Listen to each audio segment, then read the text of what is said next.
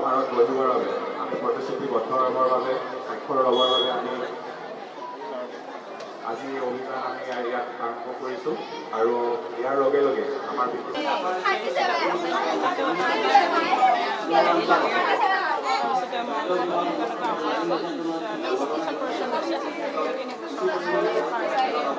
প্ৰস্তুত কৰি তুলিছিলোঁ। আমি আমাৰ যি ছিগনেচাৰ কেম্পেইন আছে স্বাক্ষৰ অভিযানত অংশগ্ৰহণ কৰিবৰ বাবে আমি অনুৰোধ জনাইছোঁ। আমাৰ বিষয়ববীয়াসকলক আমি অনুৰোধ জনাইছোঁ। আমাৰ উপস্থিত থকা সকলোকে মোৰ আন্তৰিক অভিনন্দন আৰু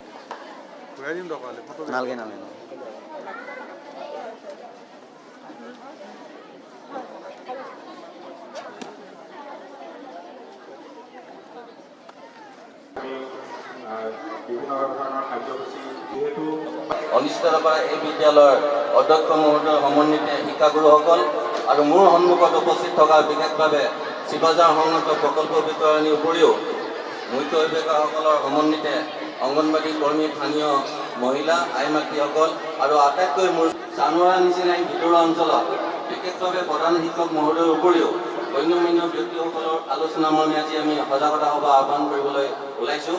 গতিকে এই ক্ষেত্ৰত আপোনালোকৰ উপস্থিতিক আমি শলাগিছোঁ আৰু আন্তৰিক স্বাগতম জনাইছোঁ। আপোনালোকে নিশ্চয় জানে দৰং জিলা এখন আকাংক্ষিত জিলা হিচাপে আমি বিভিন্ন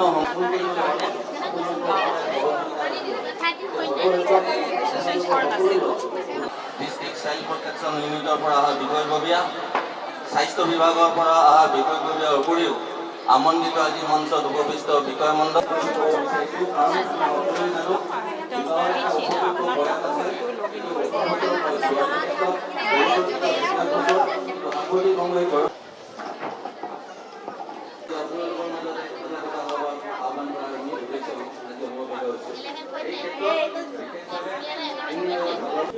অসম চৰকাৰৰ বিশেষভাৱে মহিলা আৰু শিশু বিকাশ বিভাগৰ অধীনত তথা জিলা প্ৰশাসনৰ উদ্যোগত আমি নাৰী নিৰ্যাতনৰ বিৰুদ্ধে আৰু বাল্য বিবাহ মুক্ত ভাৰত অভিযান গঢ়াৰ প্ৰয়াসৰে অসম চৰকাৰৰ নিৰ্দেশনা অনুযায়ী 16 দিনীয়া কাৰ্যসূচীৰে সমগ্ৰ দৰং জিলাত আমি জনসজাগতামূলক সভা আহ্বান কৰি আহিছোঁ আৰু সেই সভাৰ সৈতে সংগতি ৰাখি আজিও আমি শিৱাজাৰ সংহতি উন্নয়ন প্ৰকল্পৰ অধীনত চানোৱাৰা উচ্চতৰ মাধ্যমিক বিদ্যালয়ৰ এই ছাত্ৰ ছাত্ৰীৰ লগতে বিভিন্ন বিভাগৰ প্ৰতিনিধিবৰ্গৰ উপৰিও স্থানীয় PRI মেম্বাৰ আৰু অন্যান্য স্থানীয় মহিলাসকলক লৈ আমি বাল্য বিবাহ মুক্ত আৰু নাৰী নিৰ্যাতনৰ সম্পৰ্কে জনসাধাৰণক সজাগ আৰু সচেতন কৰাৰ প্ৰয়াসেৰে আজি আলোচনা চক্ৰ এটা আহ্বান কৰিছোঁ।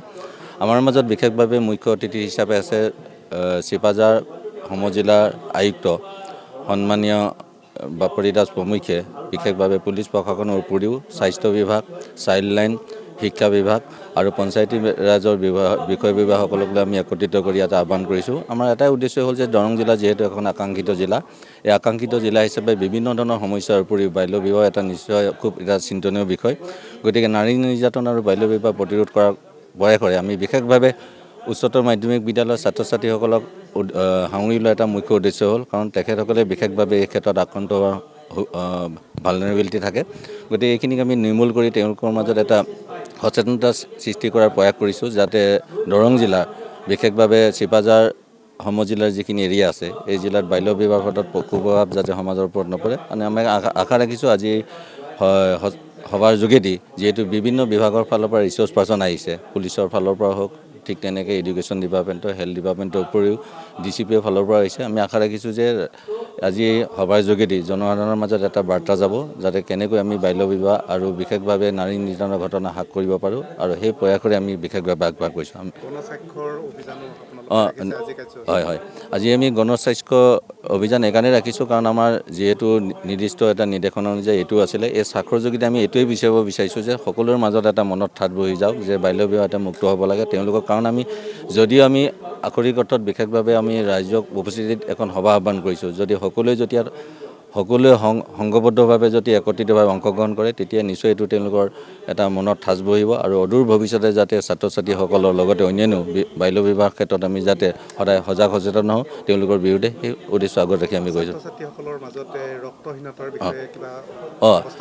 যিহেতু আমি বিশেষভাৱে বাল্য বিবাহ মুক্ত বা নাৰী নিৰ্যাতনৰ উপৰিও আমি বেটী বচাও বেটী পঢ়াও স্কিমৰ কথা কওঁ। গতিকে এই ক্ষেত্ৰত ছাত্ৰ ছাত্ৰীসকলৰ লগতে তেওঁলোকৰ স্বাস্থ্যৰ কথাও নিশ্চয় প্ৰাসংগিকতা আছে, কাৰণ সেই সংগতে ৰাখি আমি বিশেষভাৱে স্বাস্থ্য বিভাগৰ যেতিয়া সহযোগত আমি আজি স্বাস্থ্য শিবিৰ ইয়াত অনুষ্ঠিত কৰিছোঁ। এই অনুষ্ঠিত কৰাৰ মুখ্য উদ্দেশ্য এই হ'ল যে ছাত্ৰ ছাত্ৰীসকলে তেওঁলোকৰ আনুষ্ঠানিক শিক্ষা লাভৰ উপৰিও স্বাস্থ্যৰ ক্ষেত্ৰতো যে তেওঁলোকৰ বিভিন্ন ধৰণৰ সমস্যাৰ সন্মুখীন হয়, এই সমস্যাৰ সন্মুখীনৰ ক্ষেত্ৰত আমি আজি এইটো এইকাৰণে অনুষ্ঠিত কৰিছোঁ, তেওঁলোকেও সজাগ হ'ল যে ৰক্তহীনতাৰ ভোগাৰ লগে লগে শিশুসকলৰ তেওঁলোকৰ আনুষ্ঠানিক শিক্ষা লাভৰ ক্ষেত্ৰত বিভিন্ন ধৰণৰ বাধাৰ সঞ্চাৰ হয়। গতিকে এইখিনিৰ পৰা কেনেকৈ মুক্ত পাব পাৰি তেখেতসকলে যাতে অলপ জ্ঞানো পায় আৰু সজাগ আৰু সচেতন কৰাৰ উদ্দেশ্যে আমি এই ধৰণৰ এটা মহৎ উদ্দেশ্য ৰাখিছোঁ।